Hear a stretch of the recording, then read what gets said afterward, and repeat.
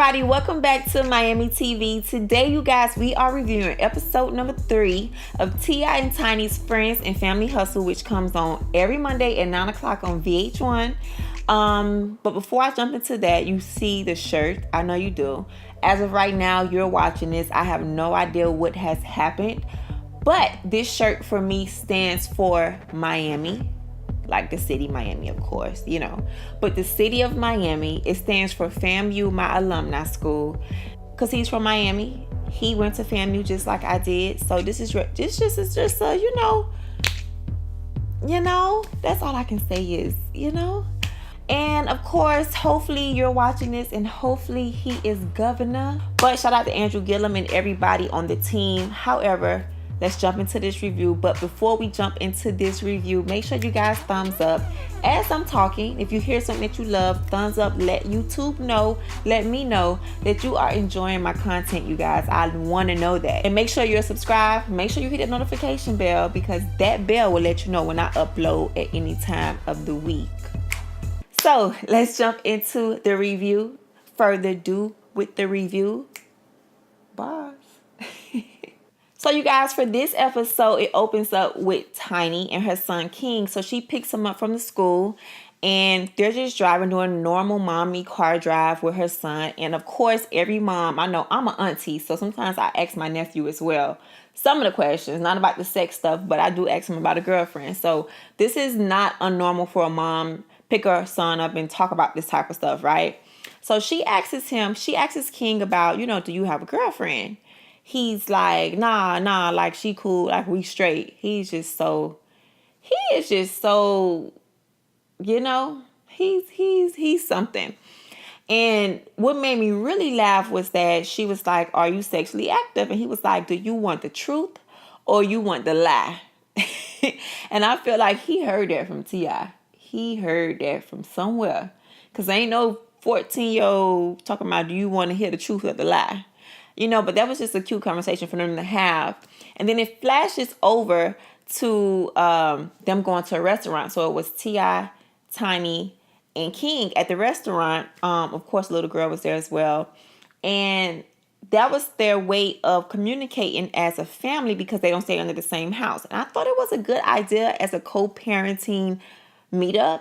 If they don't feel comfortable going to each other's houses, or maybe they just didn't go right there at the moment. Maybe they just wanted to link up, get something to eat, But I thought it was kind of cool to see co-parenting happen at a restaurant. Like, it's cool because that way it's control. Nobody's going off. Everybody's being their best selves, you know what I'm saying? To get down to what they actually went there for. So T.I. basically talks to his son, King, about girls, about, I heard you spend X amount of dollars on this girl. Like, that's too much money. Like, you shouldn't be worrying about buying no gifts at age 14. And you know what King said? Well, you be buying gifts for mommy. Like, don't you buy gifts? So that tells you right there, when he said, don't you buy gifts too? That means these kids are watching them. And I said it on episode number 1, like, they have to make sure they're doing whatever they're doing right now. Get it together real quick, because these boys are watching and his youngest daughter is watching as well. And whatever is going on, it could rub off on the kids. Right now, all the kids are like at a certain age to where they can't copy that, adopt that, and start living their life as well. So it shows that T.I. does not agree with his sons acting like him. So Tiny basically says, like, I wish he can hear his own advice, because the apple right now is falling too, how the saying go, apple don't fall too far from the tree, something like that. Anyway, y'all know what I mean. So it was true, because I always think T.I. can just push back and look at the whole situations about their kids, about every other situation that's going on in the world. But he can't sit back and look at himself within his marriage. And I wish he can do the same thing like he just did at the meeting with King and Tiny to discuss the girl situation. Let him know, like, don't make the same mistakes that I made. Don't be around here buying no gifts to no brand new girl. And he was like, well, me and your mom, that's time, that's different. But he was like, but still, you still do it. So basically their storyline ends with Tiny packing for the trip, and she has Toya and another friend of hers helping her pack. And on top of that, Tiny really was looking so cute on this episode. Like, I thought she was very well put together on this episode. At the end of the show, she was so adorable in her room packing up for the trip. But anyway, Toya suggested to Tiny that she should get a female cave, like a girl cave. Like, I agree. Like the wife cave, I think that's a good idea. But anyway, she said you guys should just, sell both of y'all houses, just move into a brand new house and start fresh and make sure that house has separate things for him and for you. So when y'all get mad with each other, y'all can just go to the cave and not be going to no separate properties, which makes sense. So that way they could just go ahead and parent the kids under the same roof instead of meeting up at a restaurant. But this episode for them was kind of short, but it was still a good storyline about the kids and to see them co-parent and try to figure it out. So for this episode, you guys, with LaToya Luckett, her storyline basically surrounded with Monica and asking her about how to have a blended family. Like the boundaries of being a stepmom or having stepkids. And come to find out that Monica says, yes, there is a boundary line. Like, you can't do certain things, even though you want to give them love, you want to give them support, but there's still boundaries, and I guess it kind of is. And Monica also states that her husband the way he wants to raise kids is totally different from what her two sons before him is being raised by their dad, so she just gave LaToya Luckett some advice. So LaToya Luckett's storyline for this one was very short. And that's basically it. So I hope she got some nuggets about how to, maneuver her relationship with her husband and his daughter.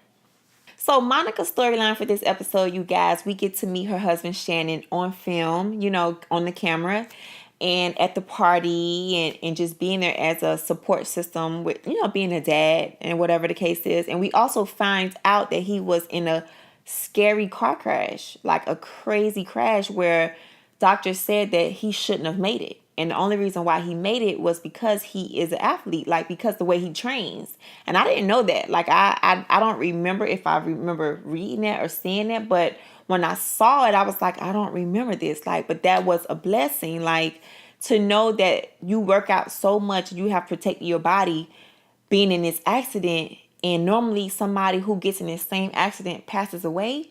So that was a blessing to hear that she, she got over that and they became closer since that accident or whatever. And it jumps to her and Toya go to a farmer's market and they just talk about everything. Toya says she's a little country girl. Also, Monica reveals while talking to Toya that people take her being positive as if nothing is happening to her.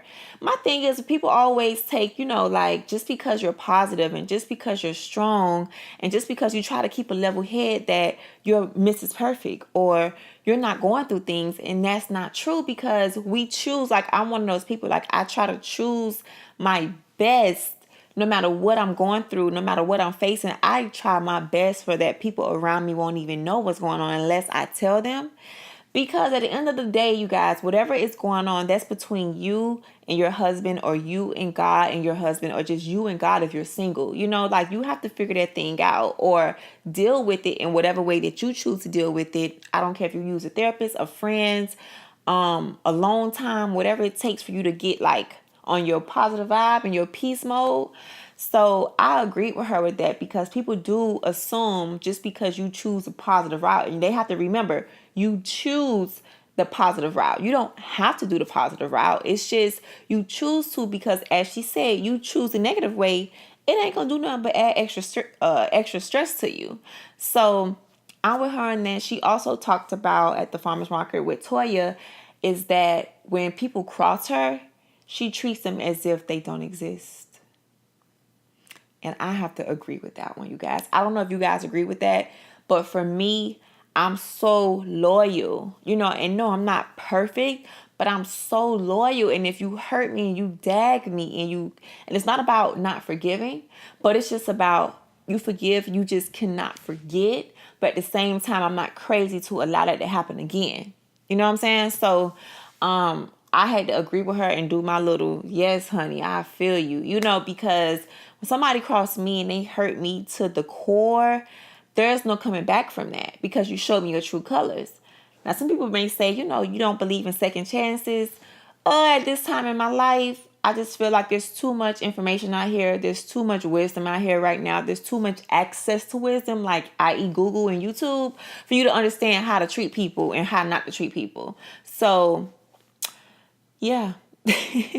So Toya in this episode, you guys, was the toughest one for me to watch because I kind of sympathized with Toya in this episode about her brothers who was shot and killed. So a lot of people didn't even know, especially when I left and went off to college, when I did Flavor of Love, when I did a lot of stuff, like people didn't know I had twin brothers. And I lost my twin brothers one by one. I didn't lose them both like she did by gun violence or being murdered or nothing like that. Like my mom, for those who don't know, I have an HIV awareness channel and it's called Project A&M. And I do everything HIV talk over there because my mom contracted HIV after I was born. And when she got pregnant with my twin brothers, she contracted HIV from their dad. And they were born. At that time, it was 1987. And we didn't find out till 1989. So anyway, that's the other page. But I say all that to say is that I sympathized with her a little bit on this episode. And I really cried because I felt that emotion.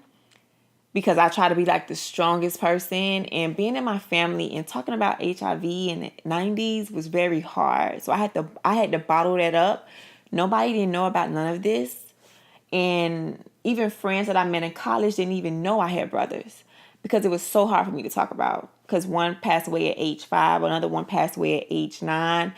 And basically I was in elementary school and in middle school, so yeah. Tough topic, but watching this episode just made me think of them. It just made me think of how I had to ball it up, not because they passed away, but one of the reasons why they passed away, and how I had to keep that so inside of me and just try to stay as strong as I can, like I saw my mom be strong, so this episode was tough, and seeing that her mom moved to Atlanta to help her out with her new baby, that was refreshing to see as well. Just to see her helping out her mom, just to see her mom coming down to help her out and start fresh over, I think is a beautiful thing, especially where they come from and what they've been through, and my mom is no longer here as well due to the complications of HIV. So this whole episode around Toya with her mom and her brothers and going to the funeral, going to the graveyard site. You guys, my mom and my brothers and my grandmother and my auntie and my uncle and it's a lot of people are at the same grave site, so I haven't really visited my brothers the way Toya visited them because I guess because I lost them earlier, I kind of cope with just getting over it, just to not think about it. As a child, you don't want to think about losing your brothers so early, and it just, whew. This episode hit me with that one because it really made me think of my twin brothers who are no longer here. And yeah, this was a touchy episode, but it was beautiful to watch them come together and celebrate life, and celebrate memories. And not even that, just celebrate. Sometimes it's okay to cry and it's okay to feel a little sad because that means you love somebody. And this was a beautiful episode and storyline around Toya. Yes, I can see I'm a little teary-eyed, but I loved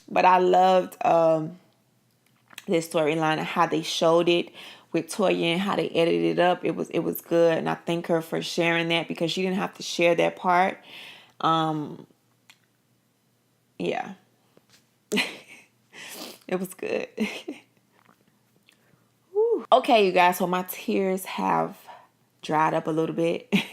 But that was episode number 3 review, you guys. This one was kind of short. The storylines were kind of real brief and short and quick. It didn't even seem like the same time as the other episodes to me. So as of right now, this one was very emotional for me. And other than that, I loved it. I loved how they didn't focus too much negativity on Tia and Tiny in this one. I love to see that LaToya Luckett is getting advice from Monica about being, a stepmom, a new stepmom. Of course, Toya revealing the 2-year anniversary of losing her brothers, and the new anniversary, a new start, fresh anniversary of her mom moving to Atlanta, which is a beautiful thing to always have family close, And what else? Oh yeah, and to see Monica with her husband and the kids, and just see her be a mommy and a wife, that was good, because it took away from Monica the artist. So this one showed Monica wife, Monica mom, and not too much Monica artist, which was kind of cool to actually see her as, without the title, So that's it, you guys. Thank you all for watching. Make sure you thumbs up this video, comment below. Let's talk, let's chat. Let's talk about this episode. Have you lost somebody that you just totally just missed? Because I know everybody loses somebody, right? Have you lost a brother? Have you lost somebody very close to you like I have? If you have, comment below. Let me know how you feel, and I'll get back to you. MyammeeTV@gmail is the email. Ooh, that's a bar. MyammeeTV@gmail is the email. If you have any questions, you want me to answer anything, whatever questions you have, that may be a separate video, not like a review, but I may do like a live read and just give my feedback on it. And yeah, you guys, I appreciate you tuning in. And hopefully, like I said in the beginning of the video, I hope he is governor by the time you are watching this. And if he is not, just think of this as Miami-Dade FAMU. See y'all next week, and thank you for joining in.